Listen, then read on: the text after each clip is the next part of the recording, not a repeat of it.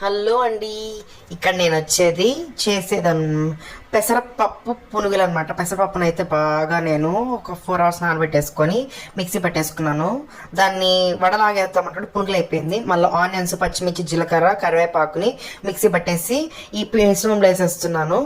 దాన్ని ఇప్పుడు చిన్న చిన్న పునుగుల్లాగా వేసుకొని కాగుతున్న నూనెలో అయితే వేసేస్తున్నాను.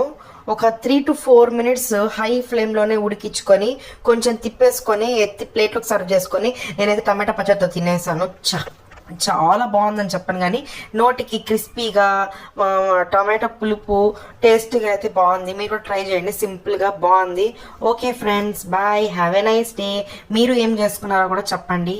ఇంకేంటి ఫ్రెండ్స్ విశేషాలు, ఇంకా ఏం ఫుడ్ చేయాలో కూడా నాకు కమెంట్స్ చెప్తే నేను అదే పోస్ట్ చేస్తాను. Bye bye friends.